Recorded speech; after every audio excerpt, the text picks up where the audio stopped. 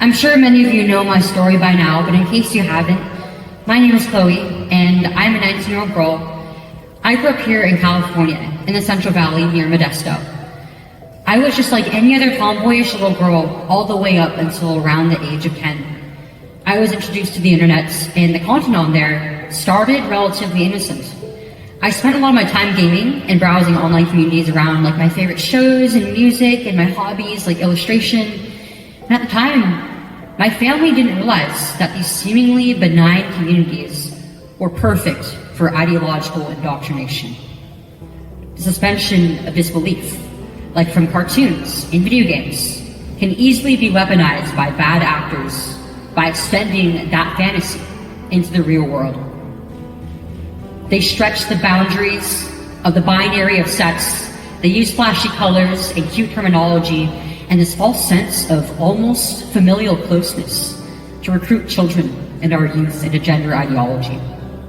This, coupled with my body image issues induced by an early onset puberty and social media platforms like Instagram, was a recipe for disaster.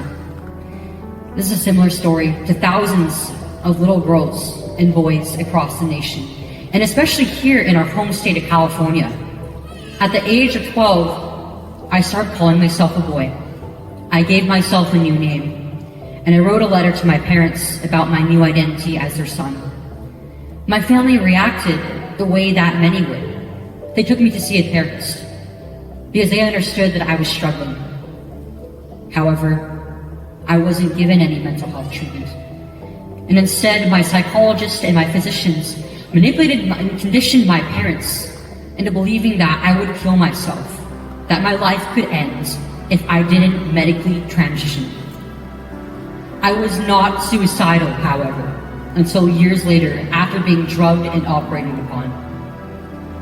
From there, the activist medical system, namely Kaiser Permanente, set me down a path, a fast track towards medical transition.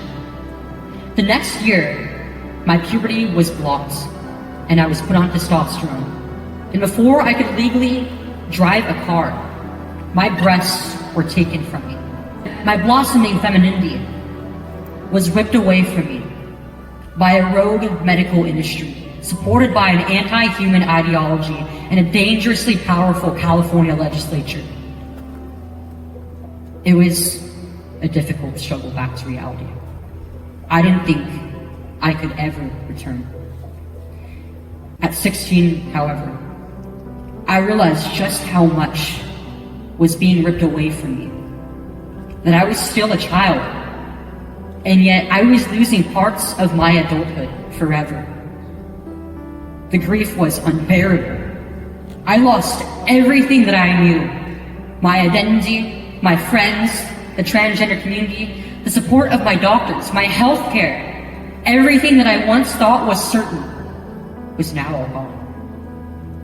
I was this close to taking my life. And I never thought that I would make it to adulthood or have a future. I was sick in many different ways, but I stood up and I said, I will no longer be a victim.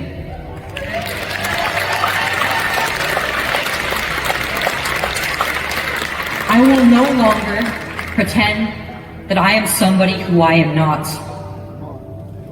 No longer will I let this lie ravage my family. No, I will not stand idle and watch my friends and my generation suffer.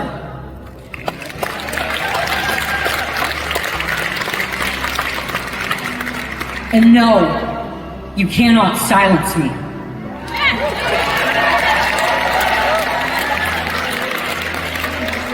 I will take back my life. And I will not stop until the butchers are locked up and the key is thrown away.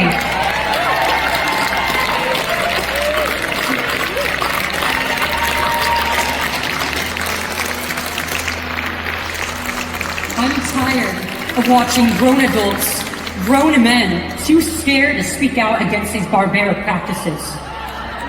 You should not be hiding behind a teenage girl. I have a million reasons not to speak out, yet here I am. You cannot afford to wait until it is your child getting ripped from your arms by the California government. So get out there, promote the Protect Kids ballot measures, and speak up. If we are loud enough, if we are strong enough, if we are brave enough, this will end right here and